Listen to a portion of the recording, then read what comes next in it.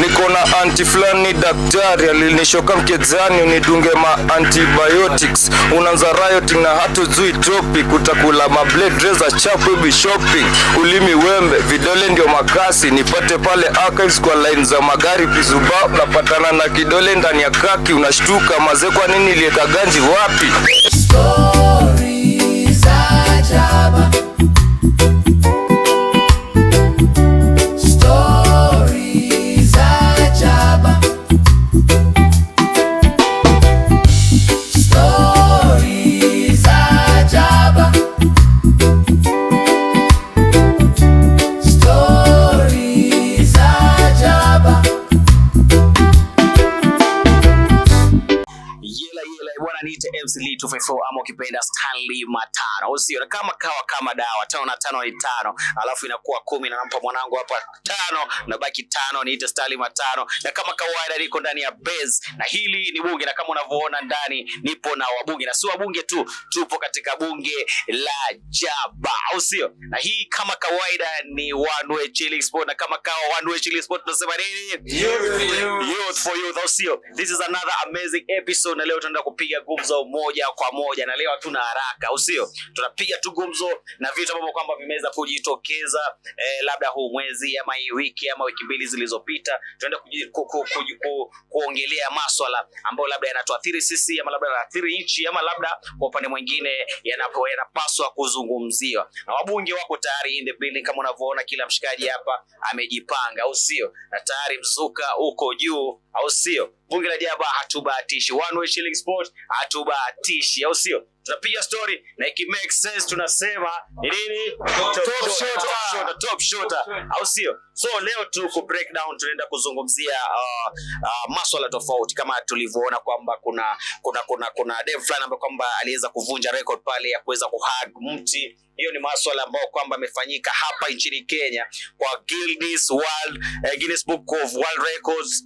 Dem pale ameenda kujiingiza pale akiwa mmoja ambaye ameweza kuvunja ile rekodi ya kukumbatia mti. Oya wanangu, mimi ningependa tu kusikia kama wewe idea yako ni gani, kitu gani ambacho unaweza kufanya kuvunja rekodi, au sio? Wewe kwenye vitabu tuzungumze, tusikie ni kitu gani ambacho kwamba ni unique ambacho kwamba kijifanyika, au sio? Kama ni kupiga jaba mwezi mzima na chana bila kulala au sio? Na vile vile pia kuna masuala ambayo naenda kuzungumzia kwamba uwanja ambao sasa hivi unaandaliwa wa Talanta Stadium, rais pale William Samoei Ruto alitangaza rasmi kwamba amesikia malalamisho ya Kenya kwamba anaenda kubadilisha jina la Talanta, anaweka nini? Raila Amolo Odinga. Je, mnasemaje ya kwamba hii hatua ni hatua ambao kwamba iko sawa, ama je mzito pale labda kuna M2 ya kuwin trust ya wana ODM, madai hadi wa Raila Amolo Odinga? Hizo ni gumzo kwamba tunaenda kupiga hapa tujue ni gani. Acha tuanze kwanza na story ya uwanja, au sio? Tupige kwanza tujue, je mikakati ambayo kwamba president anachukua ya kwamba anaenda kubadilisha jina pale. Je, wewe kidhani uwanja kama ule ambao kwamba ni wa taifa, kama mwanabunge wa bunge la Jaba hapo, nadhani kubadilishwa jina kuna maana yoyote? Na ule uwanja kuitwa Raila Amolo Odinga kuna maana yoyote, ama tu wewe uko sawa hata itwe nini, wewe uko fresh, au sio? Nani anaenda kwanza? Kawaida hapa manze, majina ni Young Vizi jo. Tuko ndani ya One Way Chilling hapa tu manze. Ukituangalia hapo na subscribe na like manze, mnatusupport wala sio? So historia hii uwanja iko huko Ngong. Huko kando inakwanga hapo ngando ya hapo tu, si unachiki place hapo hivyo ya Rubis, hapo ngando ya Rubis bwana. So unachiki uwanja, mimi naona pia venye amesema baba inaweza wekwa hiyo jina, si mbaya. Weza maana bado baba ni alikuwa jina kubwa. Tunafaa tumkumbukange tu, hata tukienda pale tunakumbuka baba jo Bambika, sio? Kwa hiyo sawa. Mimi naona iko sawa. Labda kuna mwingine. Yo One Way Chilling Spot tunasema youth. Wagwan. Sasa hii story ya hii uwanja unaona kwa episode ya last time kama venye Larry aliwaambia msiangalie mambo inakuja wanakuja kuwadanganya. Sasa unaona hapa hivi anajaribu tu kuinterest ya wase wa ODM pole tu juu. Hizo ndo zile sera anakuja nazo hivyo. Sasa ni tactic tu, mkwe rada ni si kura ni yako huko bana, kura ni yako huko mjani. Youth for youth. Babu kwa sababu hii agenda ati kuita Talanta Stadium Raila Amolo Odinga Stadium. Raila Odinga died like 2 months ago, si ndio? Kama tungekuwa tunamtambua, tungeita hiyo jina hiyo Talanta Stadium akiwa alive. Number 2, Talanta Stadium venye imewekwa tu ikiitwa hivyo Talanta, it means something. This one is just what we call politics. Ini ile njia yenye the guy ameona sina kura ya Mlima Kenya, wacha nitafute ipande ingine nisipoteze pia, isichanganikiwe. Ini strategy tu. Ini plan B yenye anatafuta. Kama tungekuwa okay, Raila Odinga Stadium, Gladys Wanga alimtengenezea Homa Bay. Kuna stadium inaitwa Raila Odinga. Kama ni hivyo, ile yenye tulikuwa tunaita Moi International Sports Center, kwa hiyo tulibadilisha tukaita Kasarani. Kama ni hivyo kuitaita majina, si turudisha basi ile Moi International Sports Center from Kasarani kwa Moi. Turudishe hivyo. Hiyo ndio maoni yangu. Kuna mwingine labda kuna maoni tofauti wana bunge la Jaba. Mimi naweza mojo hapa hivi. Mimi naweza unga uchaji wangu bana mikono. Hapo ameongea kama true citizen. Wengine wetu hapa hata tuko tunajua jina Kayo Moi. Tunajua tu Kasarani. Ndio kumaanisha hata generation inazaliwa saa hizi ndio wakubwa haitakuwa inaitwa hiyo Rao. Haitakuwa inaitwa hivyo. Itakuwa inaitwa tena jina ingine. Wanaitumia. Alright. Kuna mwingine labda maoni tofauti ya kwamba anaona anafeel kwamba hiyo ingebaki tu labda ibaki tu kuwa tu Talanta au sio? Haina haja ya kubandika majina ya watu pale kwa vitu ambavyo kwamba ni vya ni vya umma au sio? Kuna mwingine youth for youth. Kwa majina mimi naitwa Sam. Ukipenda unaweza niita Asha. Kwa mtandao. Tunafurahia kuungana na nyinyi siku ya leo. Hii base ni yetu. Na kwa hiyo acha nichangie kwa hiyo mjadala. Raila alikuwa mtu wetu na alikuwa mtetezi wa wanyonge nchi Kenya sana. Sisi wote tunajua. Kwa hivyo kubadilisha ile jina ya Talanta ikuwe Raila Amolo Odinga Stadium, mimi nafurahia sana. Juu hiyo ni kama tutampea heshima yake. Jamaa amekufa na alikuwa anatutetea vizuri, so hiyo ndio itatufanya tumkumbuke. Asanteni. Kuna maoni ya kuongezea hiyo statement yake. Hakuna mtu mwenye disregard what Raila Amolo Odinga has done in this nation and in Africa. We respect him and we love him. We enjoy this freedom today because Ali fight for it. You understand? What we're implying is that don't politicize ati jina ya baba ametuacha. Tunamcelebrate. Lakini kutuacha kwake usiteke kama ni advantage pande yako ati unajaribu kila mahali unataja jina yako. Hapana, wewe uza sera yako. Hiyo je tuna emphasize yani. Wewe uza sera yako. Tudanganye vile umezoea kutudanganya my friend. Ama namna gani? Tudanganye. Top shooter. Au sio tunazidi vizuri, au sio? Labda kuna kitu nilikuwa nimesahau kidogo tukimalizia mada ya uwanja. Alafu naona juzi tulisherehekea pale Jamhuri Day na ilikuwa tarehe 12 na kama kawaida huwa tunasherehekea vizuri tu na mbwembwe zilikuwa nyingi pale, ndege za wanajeshi zikapita pale kwa mbwembwe zaidi, ishara ya kwamba Kenya tumejipanga vizuri, au sio?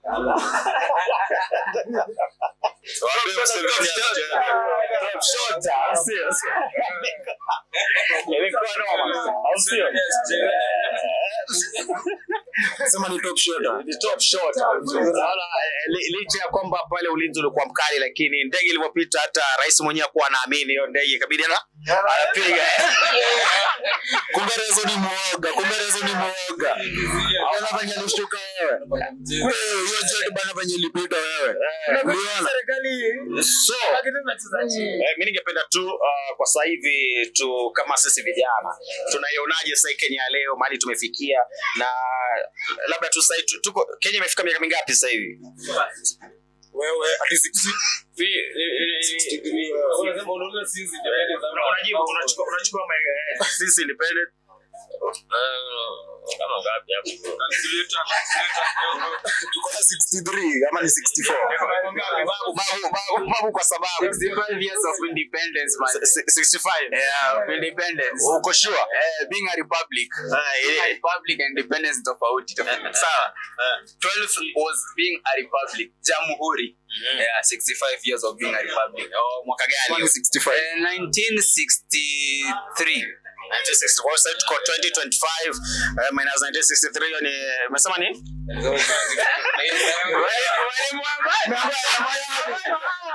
Umeanguka mtihani wewe. Umeanguka mtihani. 63 to 72 bwana. Ona acha kuekelea mwalimu maths chacho yangu. Kama umeanguka. Kama vipi? 1963 became a republic. 1964 we gained independence. 1963 kwani ulikuwa unasoma social study gani wewe? Wewe kwani ulikuwa unasoma social study? Hebu kwanza tuanze na hapo kwanza. Tuanze na shule tumesomea kwa. Urudi shule upate school fees yako wewe. Shule yako ile ulisoma pema bado iko ama ilivunja? Arudishie school fees. Nataka kuona mwendo wako baada alikuwa na social study wewe. Yesu nimekataa kabisa. 64 63. 63 Republic. Becoming a republic. 64 and then independence. 1964. 63. Ona. Check. Ndio upate wewe ndio kwa republic lazima kwanza kuwa independence, unaona? Sasa si lazima basi alikuwa tulikuwa tusha gain independence 63 ndio tuko republic 64. Katai nimekubali.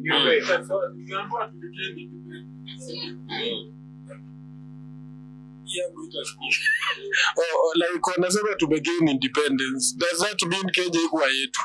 Before 1964 ilikuwa ya mkoloni. Ilikuwa ya nani? Ilikuwa ya mkoloni. So like until then una feel say Kenya bado iko independent, bado inakontroliwa na bado. Tunamaliza hiyo shughuli ya kwa sasa independent sasa. Tunamaliza hiyo shughuli ya kwa independent sasa. Hakuna independence bado tuko nayo bwana. 27. So langu lilikuwa nakuja hivi kama vijana ambao sasa hivi tunasherehekea hii miaka yote 60 na miaka 62 ya kupata uhuru. Tunaonaje ama kama kijana sasa hivi unaonaje Kenya mahali imefikia na tunaelekeaje? Unaona useme kwamba kiuchumi tukoje, na vile vile pia sisi kama nchi nguvu yetu imefikia wapi? Manake zile ndege za kijeshi sio mchezo, kwamba tunajiamini kwamba tupo stable kiusalama na vile vile pia kiuchumi.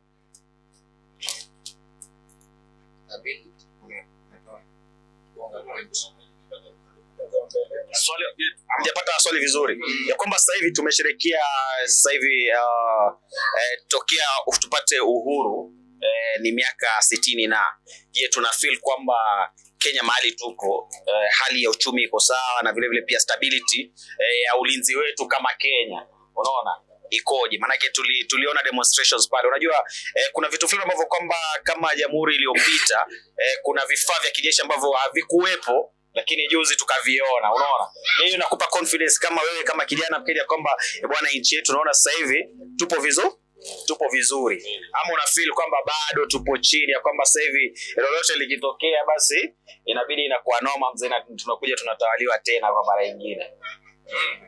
Sasa mimi kwa maoni yangu hiyo side ya security ka Kenya sasa inaona tu tumejipanga Si kama miaka zingine. Sasa hii at least kwa security tume advance kidogo. Bado maguni. Maguni wengi na security bado inaendelea kuwa tight, tunaelewa. Lakini sasa tukirudi hapa hivi kwa uchumi mtu wangu. Wewe imagine last week nimenunua 2 kg tukuza 120. Leo nimeenda nimenunua 120. Na mwaka ijaisha mtu yangu. Na salasa pasta. Nakusonga na 30, imesonga na 30 tunaelewa kutoka last week. YouTube yetu hakuna venye na asioni mimi ikiendelea tu poa. Kwa hivyo unajua unaongelea hapa hivi uchumi. Wewe unaongelea do we really have independence? Ama tunaweza sikia tu. Mimi naona tu hivyo bado kuna world powers huku nje bado ndo hata economy na controliwa na huko mainchi bigi huko. Lazima kuna viraka kwa nini? Viraka ziko ndio. Viraka ziwezi kosa. Sini wanaume lazima tukue na viraka, unaona? Sasa hapo mimi naona tu bado kuna colonies zenye kama saizi hata nchi zozote hapa zikiweza jaribu kupigana na Kenya, utastukia tu wa British huko ma UK wanaleta vitu hapa. Sisi tulikuwa bado hao tulikuwa wao. Sisi bado ni wao, hata kuja kutusaidia juu hii ni koloni yetu bado. Ni koloni yao bado. Ni kama tu venye unakuwa mkubwa, mzazi anakuacha sasa ufanye kitu unadai kwa maisha. Sasa lakini hivyo sasa walituacha tu tufanye. Nice one. Okay, sasa in terms when we are speaking about independence, we are not yet fully independent. You see, Africa as a continent, yenyewe, we are not fully independent. You find like in a space like, why do you find leaders like Muammar Gaddafi walikuwa eliminated? Because walikuwa na stand up like, we make like an African dinner. Tukue na shilingi yetu, tujitambue. Haya, unafikiria kwa nini hiyo jamaa wa Burkina Faso wanapigwa Traore, kwa nini? Kwa zili yeye ananiaje economy yangu manze nafaa kuistabilize na ABCD, mafuta nini, like ajipange kiyeye. Kuacha kukopa sijui wapi. Unakopa hata karibu inchi bwana. If you check the amount of debt yenye tuko nayo saizi, rise kutoka ile yenye tulikuwa tunaambiwa ni 10 trillion. Unajua trillion ni pesa ngapi my friend? Bilioni ama trillion. Hata tu yenye tunaambiwa ati barabara imetengenezwa na 50 billion. Hiyo peke yake tukipatiwa kila Mkenya mita moja. Kila Mkenya akipatiwa mita moja. 50 billion unajua ni zero ngapi ziko hapo? When it comes to security, yetu, we believe the only people naweza kasema they are factual, ama watu wenye mimi naweza sema wenyewe they are genuine, ni watu wenye wako mali kama army, wanajeshi kwa ufupi wale wenyewe in detail. Hata sisi kama wananchi tunawapendaga. Wakati wa maandamano tunaona jeshi tunafurahia. Lakini Kenya Police bwana, kimuona bana bulanda hiyo. Top shot. Amazing sana. Unajua nimeleta hii conversation kwa sababu tukiongelea uhuru, nchi ambayo labda tunasherehekea uhuru ni nchi ambayo mwananchi ako na uhuru wa kutosha ndani ya nchi na nje ya nchi. Lakini juzi kati kama alivyoleta hiyo point ya polisi, kuna kijana ambaye aliweza kuuawa ndani ya police station hapo Kawangware. Ni kesi ambayo sasa hivi bado inaendelea. Na ni juzi tu na tumekuwa na visa kadhaa ambavyo vijana wanauawa ndani ya police station, alafu polisi wanadai kwamba aliweza kujinyonga na shati yake, lakini ishara zinaonyesha kwamba kijana aliweza kunyongwa physically. Kwa hiyo ni kitu ambacho kinasumbua sana. Hivi sisi kama vijana tuna feel kwamba ndo nchi tuwe tuna celebrate, tuseme sasa hivi tuko na uhuru. Ni nchi ambayo kama inakaaje na uhuru kwa kijana unafaa kuwa vipi? Kwa kitu ya kwanza nikiongelea hiyo story hiyo bro wetu. Hawajafanyia hiyo kijana hapo. Wasijue kama mmepata ndio hiyo video ama YouTube. Unaona hiyo kijana. Alafu shwali Babylon akona akili tu zake anatupima kijana amejinyonga na shati. Hiyo shati amejinyonga nayo ndio tunauliza shati imeenda wapi yenye amejinyonga na? Vingine. Ndio tunauliza kijana amejinyonga na nini kwani? Acha maliza Hadi ukiangalia tu hivi vizuri unaona tu hiyo shingo hiyo ni sijui ni binding wire ama tutaita nini. Kijana amenyongwa tu live ukiangalia. lakini hata wanatupima tio kijana amejinyonga. Ukiona akili mzuri unaweza jinyonga wewe. Unaweza jinyonga ukiona akili mzuri. So bado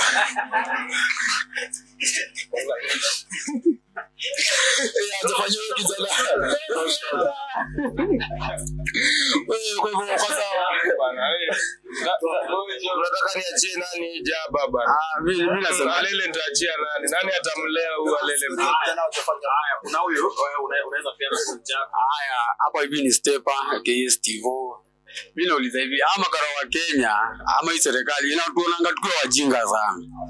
Mimi niulize mtu ashienda sel ama kweni wapi? Kwa hiyo sel ushiona mali unaweza angisha kitu ama unaweza kuza mahali hivi ujishikilie. Sasa inawezekanaje youth amejinyonga ama alitoa hiyo shati akajiweka kwa shingo akashikilia hadi akakufa?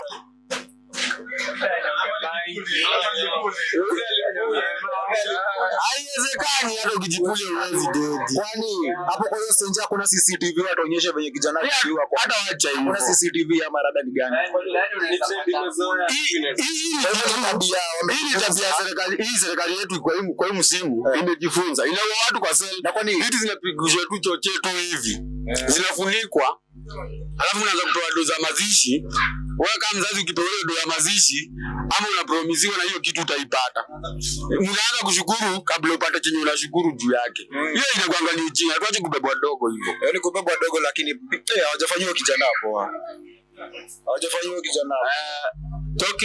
Talking about the systems that we are having, like for instance RIP kwa yutu mwenzetu manze, hatuwezi tamani ati mtu ana dedi mbio kabla jana hata watoi wake wamegrow or anything. You see, when I remember well, when this guy was coming to office, he said every institutions for the government will be independent. One of them being the judicial system. Kupelekwa kotini. Hii Kenya ukishikwa within 24 hours unafaa kupelekwa kotini. Hiyo ndio kitu ya kwanza. Wewe shiko tupo kwa cell kama dumping. And number 2, there is no way a protected area, a secured area.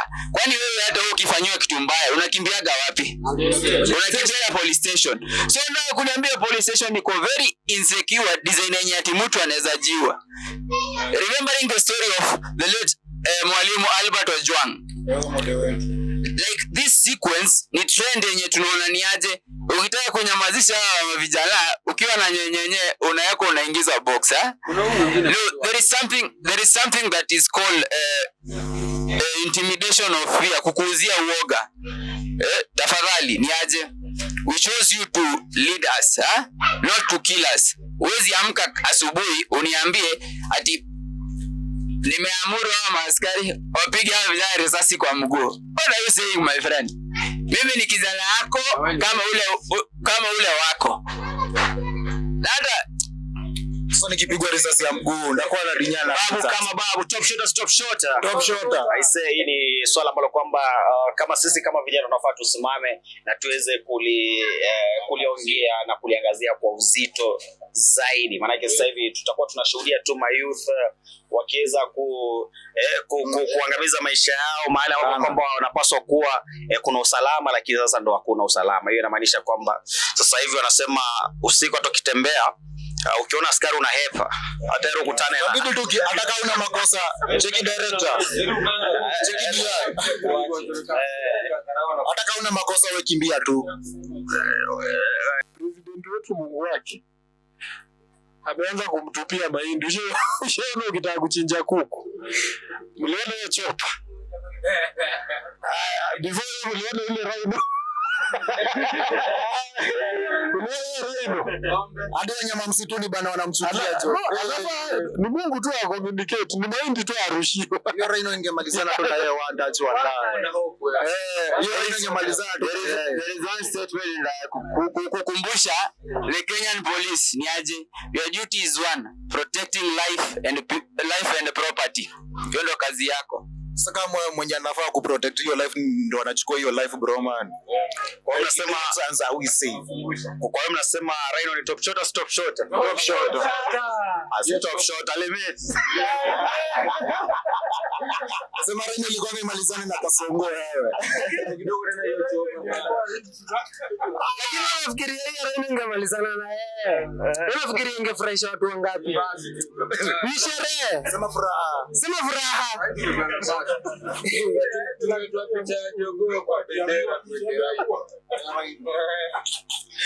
Kuna mali nilisoma jamaa alikuwa amecomment asema the most stupid animal in the world. Raino. Hadi hiyo Raino tungeiandaa. Ilikuwa na open. Huyo Raino skin yanga tuopolea maisha ya mtu wake. Huyo Raino alikuwa ametuma kama mwokozi banda. Huyo ndo alikuwa mtetezi wa wanyonge. Kidogo tu hizo makosa ikafanyika. Tukamiss banda. Atunasema hapo Akers tungeweka statue ya Raino. Na getu tutoyo jogo.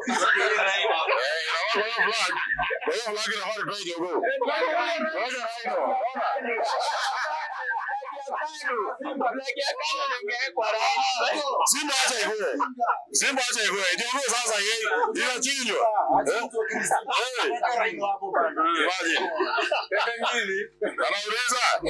Anauliza.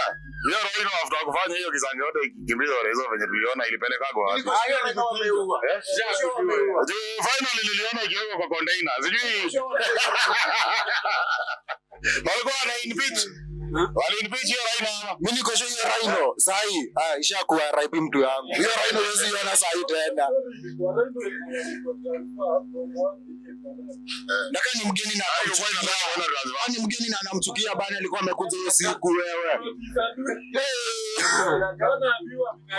Ni wewe Kasongo. Raino ni yangu kwa maisha yetu kama Kenya, lakini tuseme tu siku ndio iko imefika. Na siku ndio iko imefika. Lakini mimi kitu niko sure huyo Raino sahi haizi kuwa live online. Achinjwa kitambo. Achinjwa. Sasa kama malizana kama vijana leo ukiongea tu unanyuria. Sasa Raino umeona kijana haina mtetezi. Safi sana. Hiyo true story ya Raino ilikuwa tu by the way. Hiyo tu ilikuwa tu ni kwa ice break.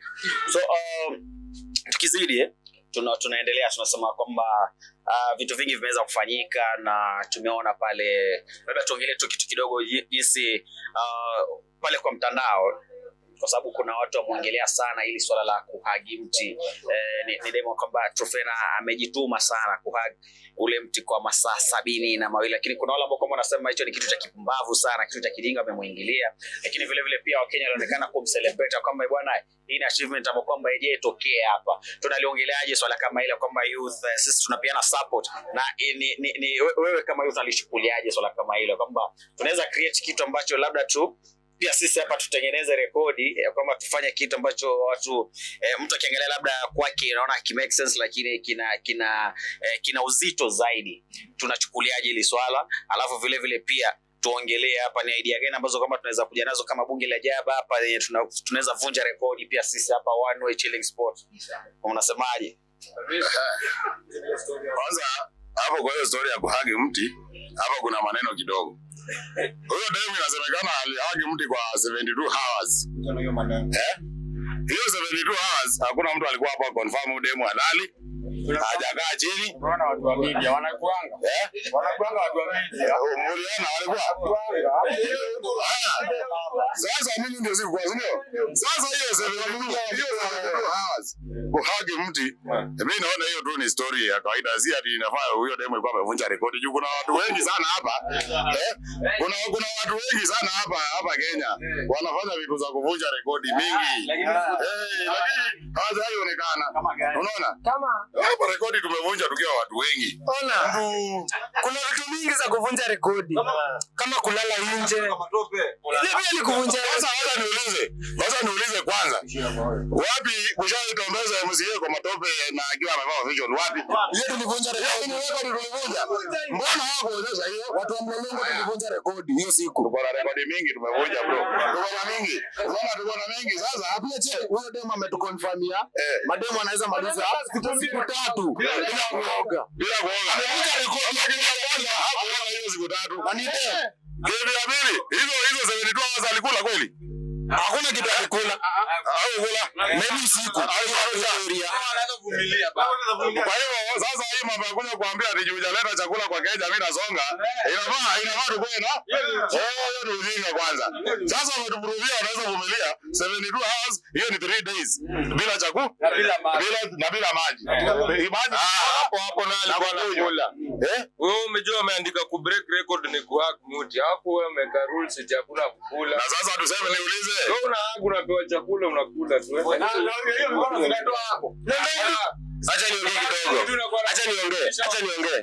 Acha niongee.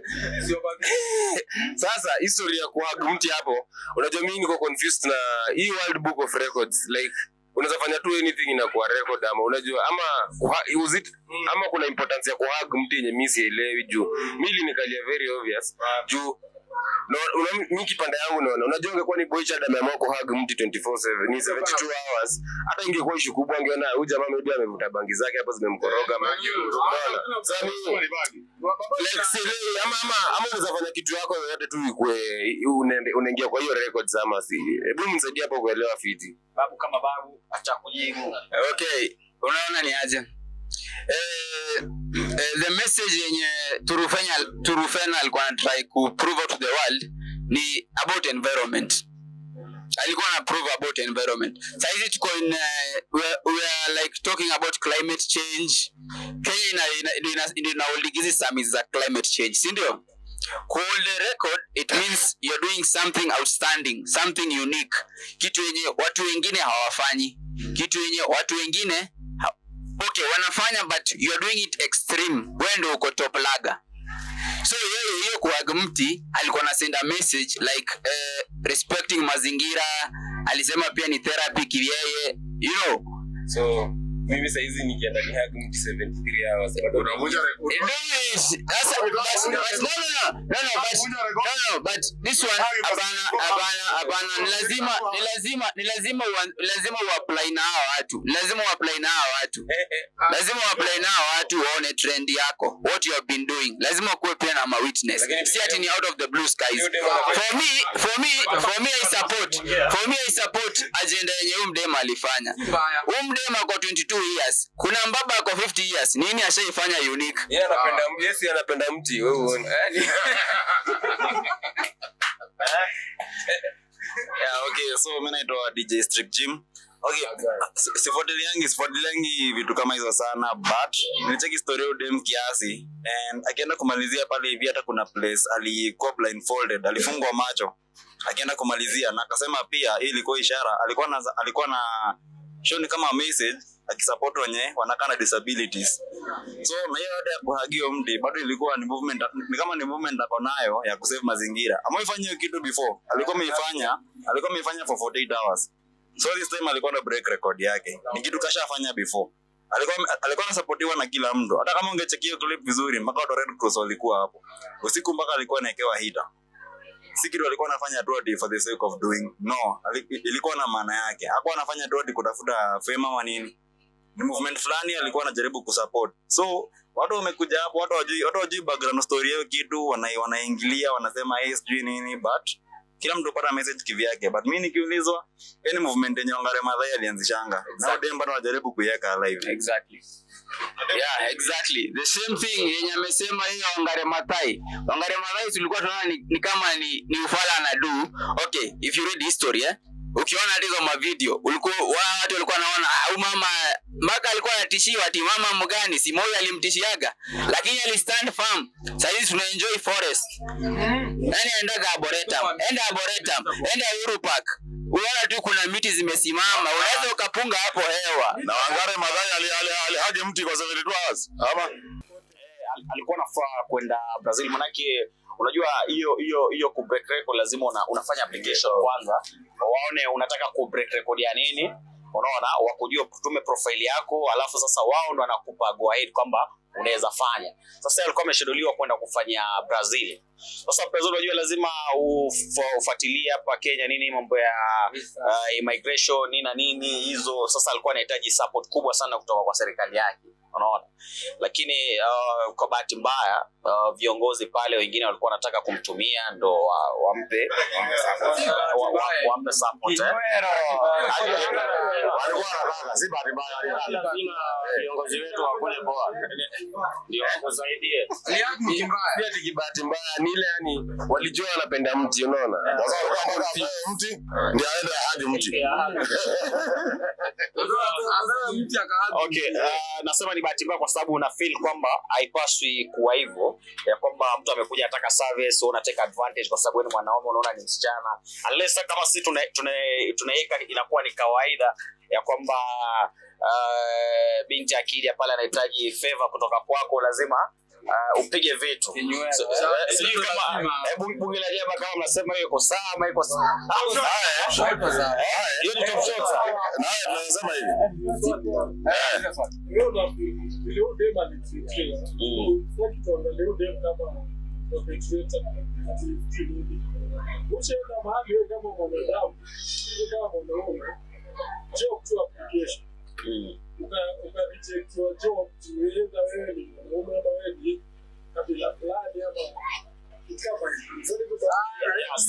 Ni vitu vinafanyika. Ni vitu vinafanyika. Lakini je, ni vitu kwamba tunafaa sisi kuvikemea ama tunafeel kwamba hiyo ni kitu kawaida, sasa hivyo ndo Kenya iko na tusonge tu venye iko? Kwa kitu mimi naweza sema Kenya sasa hii mahali iko hizo vitu zinafanyika na si ati ni kawaida ama ni nini, vitu zinaendelea. Kwa mfano kama tumeenda kwa kampuni fulani kutafuta kazi tukiwa tuseme vijana watatu. Tufika kwa hiyo kampuni upate pia kuna madem kama 4 pia wamekuja kuulizia kazi pale. Upate msimamizi ama ambaye anaandikana kazi ni mwanaume. Kwanza mwenye yako na chance kubwa ya kupata kazi ni huyo dem. Kwanza right, hiyo ni ya kwanza kwa sababu hata yule mwenye anamwandika anaona kuna kitu mrembo anaweza nipea. Unaona? Haya, alafu sasa naye after hapo huyo dem utapata tu amechukuliwa pale na amepelekwa kazi. Hakikubali kupigwa mti, sasa yeye ameandikwa na kazi mingi sasa yenye mademu anafanya. Kwanza mimi kwa upande wangu sasa mimi kama mimi siwezi kubali, kwa mfano niko na mke mimi, si ati mfano niko na bibi. Siwezi kubali bibi yangu aende kwa kampuni kutafuta kazi kwanza. Ya hizo vitu hiyo. Unaona? Kama unamruhusu aende atafute kazi inamaanisha kwanza wewe mapato yako ni kidogo, haimtoshi. Unaona? Na akienda pale kwa kampuni kutafuta kazi inamaanisha aende akuja akusaidie.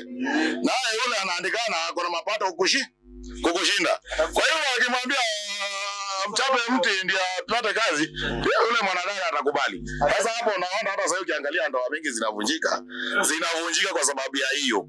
Okay. Mwanzo ukapata mke ameenda na apigwe mti huko apewe kazi, sasa akwe na pesa kidogo kushinda. My friend hata kwako anaweza kosa kurudi. Hata sasa hiyo kaangalia. Labda tunulize swali kidogo. Kaangalia vile watu wanaajiriwa. Wanawake na kwa wanaume. Angalia kwa saa hii sasa. Wanawake ndio wanapata kazi wengi sana. Percentage ile kubwa. Okay. Kwa hiyo kuna advantage nyingine of which nani wakulaumiwa kwa hiyo? Wewe kulaumiwa. Sasa hapo mwenye kulaumiwa, unajua mimi hawezi nilaumu mwanzo kwa sababu huyo ni mke ameenda kutafuta. Na maybe nimemruhusu kwa sababu ya shida zenye tuko naye pale kwa boma, nikamruhusu wewe enda tafu.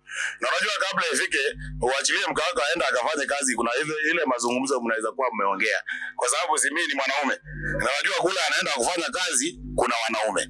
Unaona? Na mimi nimefanya kazi place mingi na naonaga vile mademu wanatumika. Unaona? Azwa hata kwa mjengo tu hapo uende upate demo ameingizwa mjengo. Huyo demo anakujaga anaambiwa na foreman, wewe inakuweka tu hapa, but sasa utakuwa ukifanya kazi yenyewe mwanaume anafanya. Kwa ukweli hakuna demo kwa mjengo, hata kama nyinyi wote ni watu wa mkono. Huyo demo hawezi beba ile mzigo huyo anabeba. Hata ule foreman ataambia ule demo, wewe kaa tu hapa na fundi. Ngoja wao lete mchanga, wewe koroga, pea fundi. Yeye anapewa kazi rahisi. Ama ambaye wewe fanya curing kwa hii nyumba. Hiyo ni kumwagilia maji. Na mimi na feel hii shida yote mimi wanasema adui wa mwanaume ni mwanaume na adui wa mwanamke ni mwanamke. Maana hiyo vitu vinafanywa na wanaume wenzetu, unaona? So hii shida ni sisi wanaume tuko nayo hii issue. Vile vile pia na kuna mabosi wanawake. Sasa tufanyie hivyo basi. exactly. Watu kuna watupe kazi.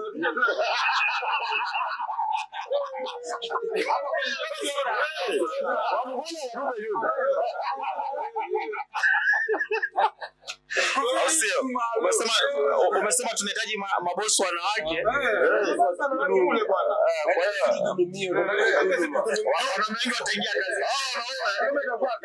Wanaume wajazoea kudhulumu mademu sana ndio wapewe kazi. Pia sisi wanaume wenye hatuna kazi, si tudhulumiwe na tupewe kazi basi.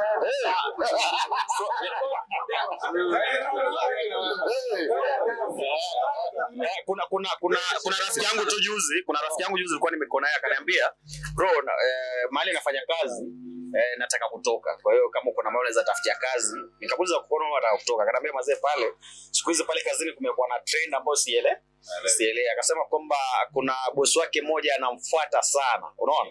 Yeye hakuwa anajua kwamba bosi kwa nini anakuwa karibu na yeye. Lakini kumbe yule bosi ni ile chama nyingine. Unaona? Kwa hiyo kuna hiyo wale no, ni issue. Unasikia? Sasa hiyo ni issue na ni rafiki yangu aliniambia.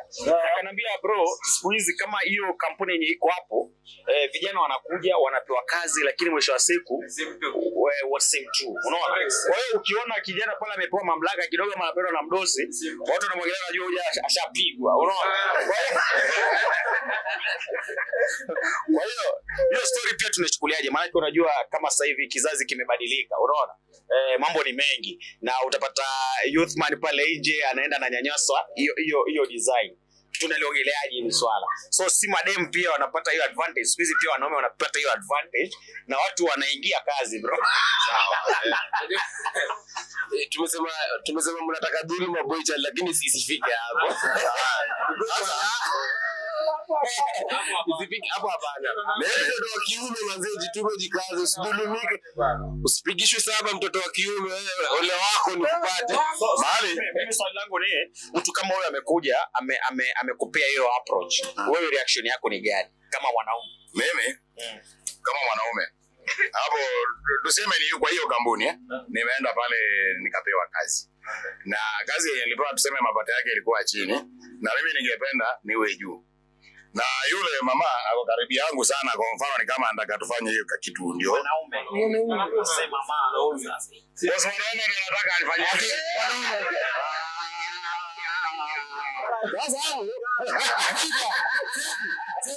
Unajua vita kwanza, unapiga vita ingine kwanza. Kitu ya kwanza, kile kinaweza fanyika. Sijui kama hapa kuna mtu ashaitongozwa na mwanaume. Ashaitongozwa. Sasa shoga, mimi hapo kitu ya kwanza kenye naweza sema, mimi nishaikutana na mwanaume. Akakujaribu na akajaribu kuniingiza box. Na mimi nikamwangalia vizuri, nikamsikiza. Sikuwa na mwili, nilikuwa tu hivyo, lakini bado nilikuwa najielewa. Sasa mimi huyo jamaa alitupea job. Na wakati alitupea kazi ilikuwa ni kazi ile ya kutembea. Mnaweza pata mmetoka hapa, mnaenda kama Kitengela. Na wakati ikifika jioni wa mataimu ya kurudi, mzee anasema aje, hakuna haja turudi Mlosi kwa sababu gani? Kesho tuamkie kazi mapema. Kwa hivyo nitatafuta nyumba hapa. Wenye kulala Bob na huyu walale nyumba moja. Alafu na wewe si mwanaume mwenzangu, tunaweza lala pamoja. Mimi naye nikasikia raha kulala na bosi.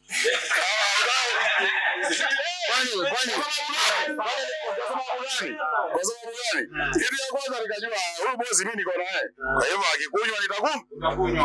Akikunywa nitakunywa. Kwanza tukaanzia hotelini. Tukaenda tukakula vizuri. Sasa ni mimi na yeye. Wale wengine washaenda kulala. Tukatoka hotelini tukaenda tukakunywa. Sasa tukafika kwa nyumba. Kufika kwa nyumba ile mzee ile design alianza.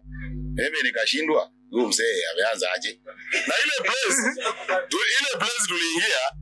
place tuliingia naye mimi kuingia mwanzo. Sikusoma. Nasema aliona mafurumba nyasa hiyo place vile iko. Sasa vile niliona mzee anaanza hizo. Mimi nikatoka nje. Kwa hiyo nikauliza mzee hapo hiyo base. Sikiza tu story. Kauliza mzee kwa hiyo base, oya. Mbona huyo mzee tumekuja naye na tunafanya kazi naye na mara kama anataka kunikunura mabuti. Soja akaniambia bado ukiingia hapo kusoma pale nje. Unaona? Nikamuuliza kwani hapo nje kumeandikwa aje? Akaniambia brother, hapa ni place ya watu ya homosexual. Unaona? Danda. Kwa hiyo hapa ukishaingizwa na mwanaume hata ukipiga nduru hakuna mtu atakuja kusaidia kwa sababu umeingia kwa makubaliano. Makubaliano. Makubaliano, unaona? Imeandikwa hapo nje ukiingia tu hivyo homosexual. Hukusoma wewe. Siwezi kusoma hivyo kwa hivyo sasa nikatoka nje nikasoma nikaona yenyewe hii ni homosexual. Sikurudi. Mimi nilisonga. Uliponea. Mimi ni homosexual. Uliponea. Uliponea Kwa Msolombo. kwa sababu si kwa mwingine.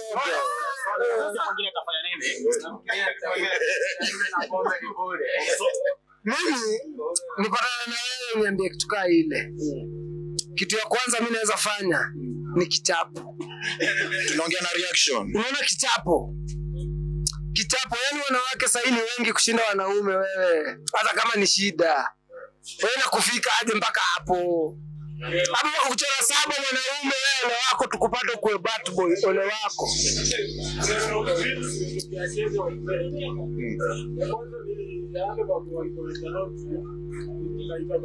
Kanaitwa Kuki. Hiyo story ya Kuki.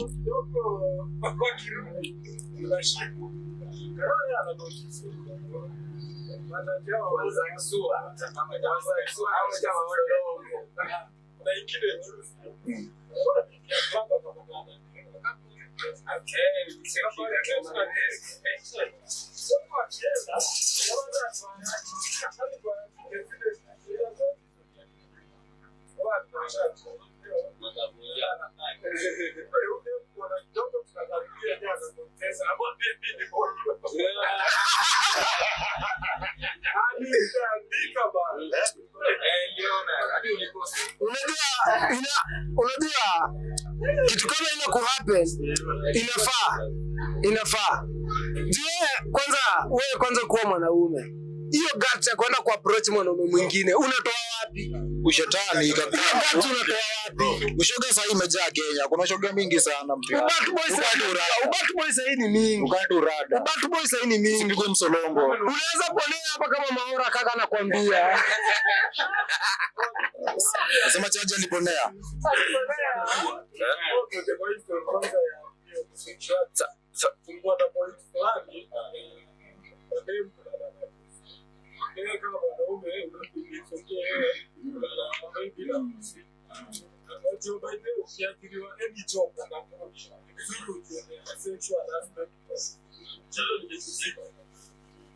Ukishajua unakuwa na ripoti mekani, usikimbie kwa HR kama kwa nani kuripoti kwa ripoti. So kuna hizo mekani.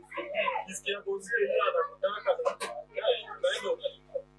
Kama ukikuzia pia unaweza sometimes unapata qualification ya job maybe we can go now tutoe tu kulala.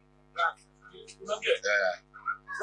Unaona dema amechukuliwa, ukiangalia conditions zake unaona unaelewa yenye unaendaga. Lazima ndivyo kunaenda labda ndio vitu ni vizuri. Unajua ukipata job always ni kitu imepita Kenya. Kila kampuni lazima idisplay their sexual harassment. Sexual harassment inaenda to the next level. Ndio na madara kwa mbio kuna masofiti. Yote ndio kama this is sexual harassment. Sasa hiyo hata mtu akwambia uko na kipara. Saizi unamfunga. Huku iko pia. Kipara hapo inacheza hiyo ni sexual harassment. So ni vizuri tumechukua. Hapo usikubali kuwa sio pia uko na vipi. Ndio yako akitua tu na procedure hiyo. Akili ataelewa. Naweza elewa. Exactly. Ni same na wewe ujue bibi yako alala na boss juu ya job. Hamtakaa na yeye kwa sababu Endelea boy. Tulikuwa wapi? Unajua umenikulisha knowledge nyingine hadi tena Kula madosi. mimi nilikuwa na kaswali fulani kana ni ban. Hii story ya ilikuwa story ya boy to boy hiyo sasa. Like mbona sielewangi mbona wenye wako into it wanataka ku convince wenye wako into it. Si watafutane like kama chama au wenye wako into it tayari. Waache kusumbua sisi. Wenye tutaki hizo story zao. Unaelewa? Wana spread sana yani. Wafungue kama ni WhatsApp group yao huko. Wakae peke yao huko, unaona?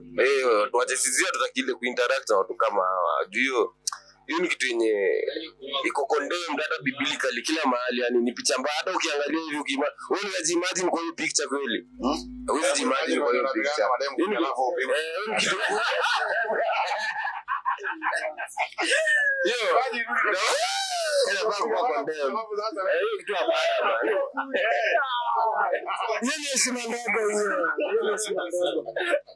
na hii kitu enyewe kwa vile nyinyi mnaionaga, mnaona gani mbaya kwa boy to boy ama pia ni mbaya kwa dem to dem?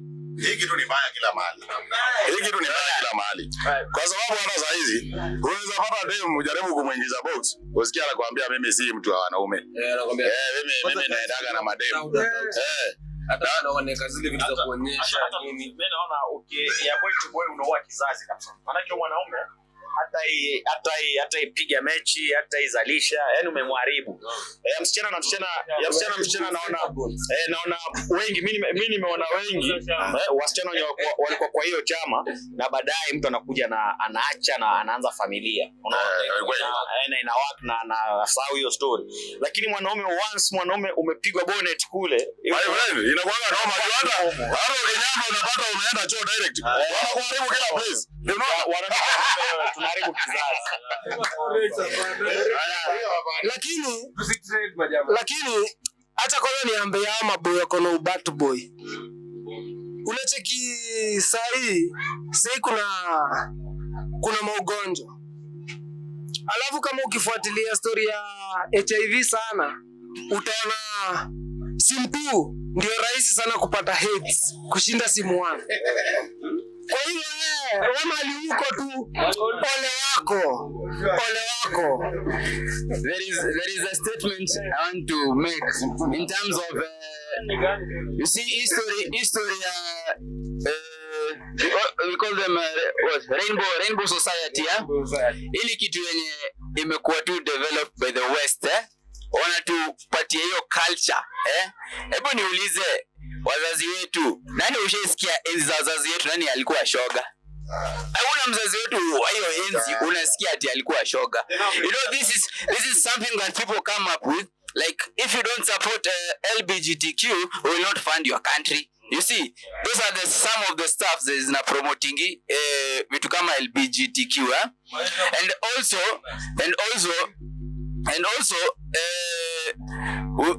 vitabu zote, when you come to Quran haikubali, when you come to biblically haikubali, all those zinakataa. And na sisi wale tumezaliwa kwa society yenye tuna preachiwanga since we are young, tukitoka tukiwa wadogo tunahubiriwanga. It doesn't matter unahubiriwaga na dini gani ama nini, zote but zinakuonyesha ni aje hii kitu haifai. But since tuna adapt to ile culture ya West so that they can fund us, so that you can support. Okay, let me ask, there is a guy mwenye alikuwaga model, sasa jina yake huyu jamaa, kwa jamaa alikuwa model, alipatikana sijui kwa sanduku or something. That time there is a guy mjasusi fulani, sio? So this guy siku ya mazishi yake, if those people wanajitambua and they love what they are doing, kwa hiyo wakuja na mabendera zao siku ya mazishi yake. Sio jamaa alikuwa ana support hiyo story ya LGBT. Si kama wale mafans wa LGBT, si wangekuja wote. Another thing when it comes to this story ati bibi yako kwenda kwa kampuni, kwenda kutongozwa, my friend amesema ati hizi kubali bibi yake enda kwa kampuni. One thing I normally say, you attract what you are. Ukiwa mwizi uta attract mwizi, sawa? Na ukiwa poko uta attract poko. Kalas. Mwanaume kuipo. Hakuna mwanaume anaweza kuwa poko.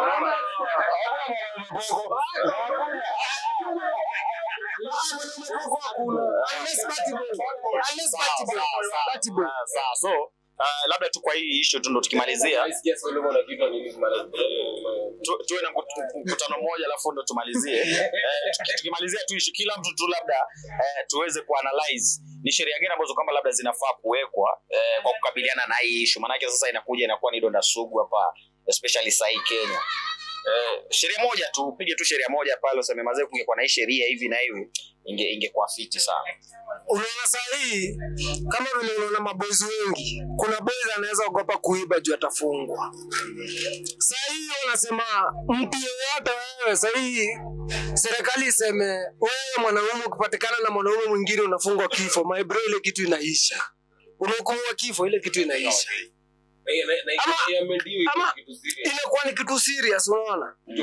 Juu ni kitu sasa unaona ukiangalia sasa ni kitu kuna watu wengi. Sasa hii enda kuna demo unapata demo anakuambia mimi siwezi date na boy. Unasikia demo anauliza demo mwingine eti unanicheat aje na boy. Hiyo ni nini? Unakumbuka demo anauliza demo unanicheat aje na boy. Hiyo kitu ina make sense kweli? Ina make sense. Mimi naona hiyo kitu tunaweza fanya, hata hiyo sheria kufungwa si mzuri. Kwa sababu hapa sasa unaona watu wengi hata wanaambiwa usiibe utafungwa, lakini ukienda kwa gerezani bado kuna wezi tu ameiba wakafungwa. Unaona? Unaambiwa usirape utafungwa. Na ukienda huko ndani ma defilements zimejaa bado ana rape. Sasa ile kitu mimi naona ile sheria ikikuja kuwekwa hapo kwa hii majamaa kunora wengine mabuti. Hii ingesemekana hivi, ukipatikana na ukifanyia mwenzako hiyo kitendo, wewe na kifo mnaambatana. Lakini sasa ingekuwa vizuri kwa sababu hiyo ingekuwa vizuri kwa sababu wewe unajua ukifungwa huyo mtu anasema nitafungwa nitoke. Hata ukifungwa maisha huko ndani bado kuna wanaume wengine utaenda wapige miti huko. Unaona? Si wako huko lazima unasikia hata ukienda gerezani. Ukienda gerezani hiyo ndio shughuli inaendeleaga huko. Sasa unajua wanapigana miti gerezani. Sasa huyo mtu itakuwa ana upgrade. Kwa sababu mmemtoa hapa, sasa mmempeleka mahali inapiganangwa. Nice one hapo nyingine. Sasa mbona unajua na mimi nakuuliza aje? Unajua vitu ina happen mara mbili. Kuna ile yenye mmesikilizana mmekubaliana na kuna ile mmoja anakuwa. Sasa unaona kama gereza, kama ukishafungwa gerezani. Unaona kama gerezani ukifungwa, ukipelekwa gerezani, huko hakunaga cha kuelewana. Huko wewe umekuja. Unaingiaga hivi wakati unaingia hivyo jamaa na kuangalia matatizo. Sheria gani itazuia ama sheria kila kitu ingezuia hapo. Ni ingesemekana tu ukapatikana hata kama wewe ni mfungwa umefungwa huko ndani. Upatikane ukijaribu kufanyia mfungwa mwenzako hiyo kitendo, ni utolewe ndani uende unyongwe. So wewe ni kifo. Hiyo ingekuwa at least. Kuna mwingine ashone hapa.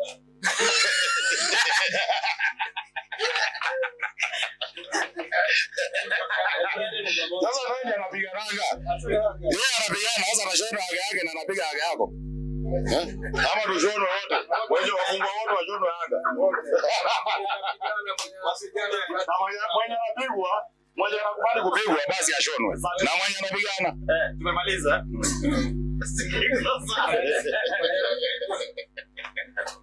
One statement may believe in life, Kila mtu ako na haki ya kuishi, sawa?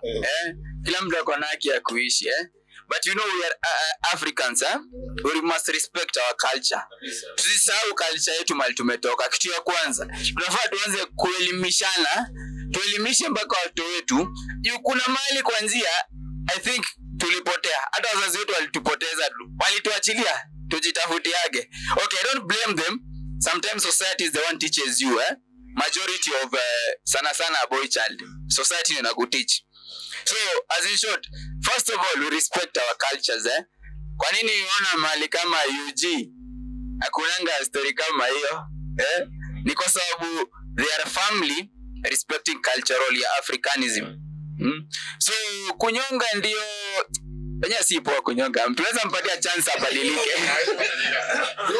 Alafu sasa mimi niko na general issue moja sasa. Unajua tulikuwa tumeachia hapo kwa hiyo nini ya tulikuwa tunaongelea hii story ya sexual harass mtu ndio mpatie kazi. Unajua hatuja conclude hata hatujakuwa satisfied na like sasa for example unajua sisi maboys hapa Irima tunashindanga hapa Irima tunajua venye kumekauka. Sasa tutafanyaje ndio tupate hizi kazi fairly? Kama hapo na system gani ndio tupate ile yani kazi zinapeana fairly, at least hata kama utapata kazi ile kazi unataka at least tuko nazo, unaona? Okay, I think kama venye imesemekana kwamba hizo policies huwa zinafanya kazi kwa yule mwenye ameajiriwa tayari. Venye imesemekana kuna kila kampuni iko na policy ya harassment. So wako nazo, lakini sasa hiyo ina apply kwa mwenye amepewa kazi yako ndani, unaona? Sasa kwa mwenye atafuta kazi, hapo inategemea sasa na wewe mwenyewe mwenye kuajiriwa. when it comes hiyo story ya kutafuta kazi wewe, one thing I believe in, okay, mimi sana mimi siaminingi sana about ati ule dem amechaguliwa kwa sababu yeye ni dem. We believe in merit. What we call merit, your performance. Ile wewe unajitambua aje. You know, unaweza kuwa labda haujasoma kiwango fulani, but you can prove a point with your capability and ability. It all depends with you venye wewe utajipresent. Your presentation matters a lot. So hata ikikataa hapa, wachana nayo, toka tafuta ingine. Atafutaye achoki, akichoka ashaipata. Okay, so pia mimi nikijibu hiyo part, I think pia ni vizuri to focus na qualification. Juu si unaona job fulani, hata kampuni ikiitana job inasemaga qualification 1 2 3. So juu ni mwanaume uko na muscles na uko na CV yako sijui imefika form 4, although si ati nasema watu wamefika form 4 haja qualify kikazi. Ukienda pale una present makaratasi zako aje, mwenyewe unajipresent aje. Juu kama sasa tumerealize masomo si kila kitu kupata job, kama ile self confidence yako wewe mwenyewe. So weka boy, hata weka kwa hapa bonge la jaba ukichana kwa zile vitu important. Watu wengi hapa tumegrow tukifanya mjengo. Hiyo ndio the least job yenye unajua qualification ni experience na nguvu. But as you grow una realize kuna kitu inaitwa NCA. Ukiwa na certificate ya NCA uko more qualified kupata job ya mjengo than mwenye ana. Una get?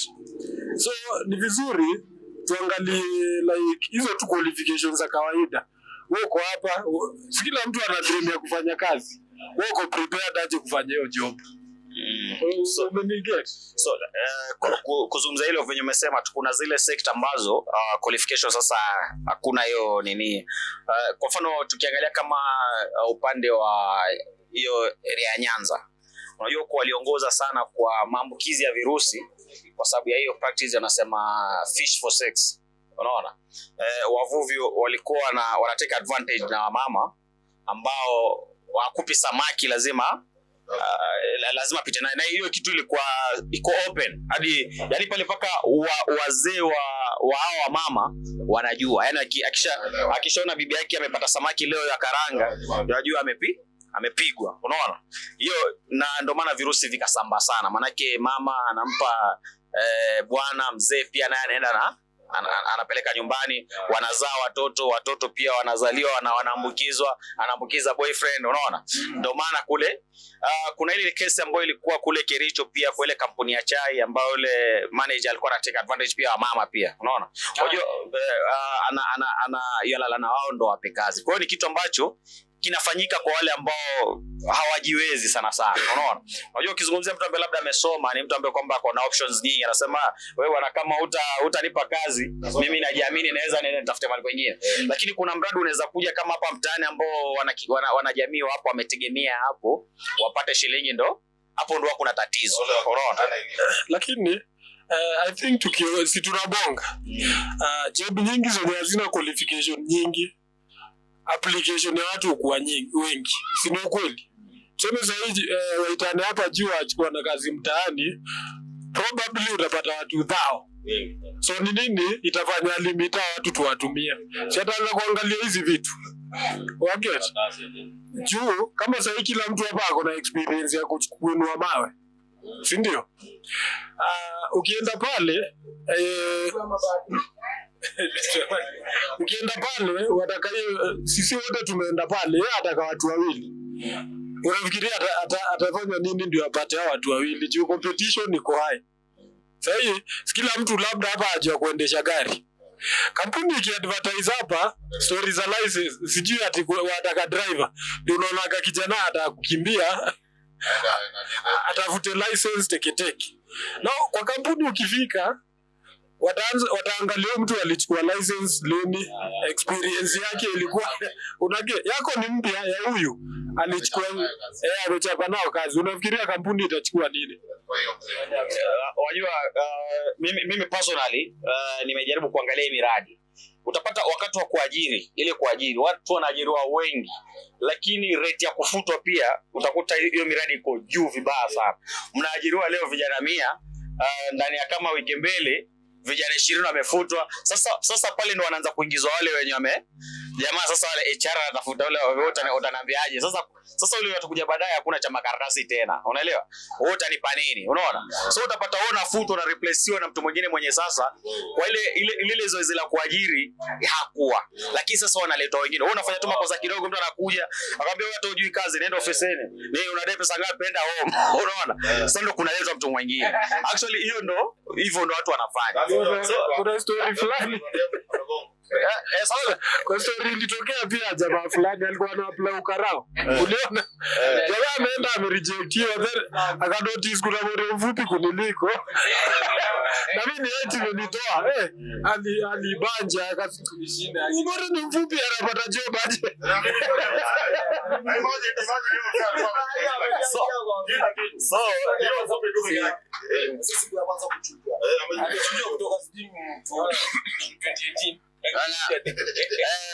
When we talk about this issue of employment, sijui wapi kampuni nini, hata employment si ati ni kitu basic sana itatusumbua.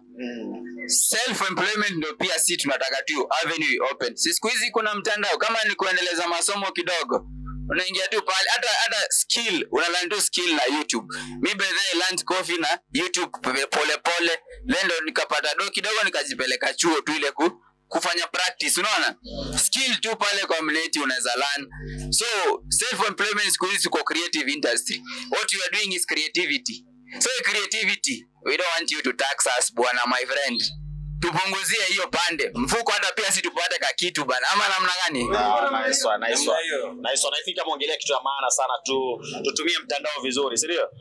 Maana kuna mtu unaweza kuwa mechanic mzuri kupitia tu YouTube, kila wakati tunaweka bundle yako, kama kuna mahali kuna wifi, Yothman unaenda unakaa pale unaangalia kutengeneza gari. Unaweza kuwa mnoma sana, unaweza kuwa chochote sahihi. Mimi wanasema mwalimu ni YouTube. Vitu vingi sana. Julius Yego yes. Mkuki. Ni YouTube. Julius Yego alijua mkuki na YouTube. Nakakuwa number 3 kwa Olympic. Yeye ndo number 1 Africa by the way. Yeah. Julius Yego hivyo. So imekuwa amazing sana hapa ndani ya One Way Chilling Spot, na gumzo limekuwa fiti. Wanabunge tayari kama unavyoona wamejaja, tumetoa maoni pale, tumezungumza sisi kama mayouth, na maoni yetu ni yetu, sio wewe. Unaweza kuwa na maoni yako, na ukiwa na maoni yako dondosha hapo kwenye comment, like, na vile vile pia share hii video tuone, je, mayouth wenzetu pale wanasemaje. Vitu ambavyo kwamba tunazungumzia hapa ni vitu ambavyo kwamba mimi na wewe vinakuwa affect moja kwa moja. Kwa hiyo hili ni bunge la Jaba, na huyu bunge la Jaba liko ndani ya One Way Chilling Spot hapa Mlolongo, na kama kawa One Way Chilling Spot waga tunasema nini? Youth for youth, au sio? Kila kitu ambacho kwamba tunasema ni mzuka, na ukisubscribe na ukilike kila kitu kinakuwa nini? Au sio? Usikose, endelea, au sio?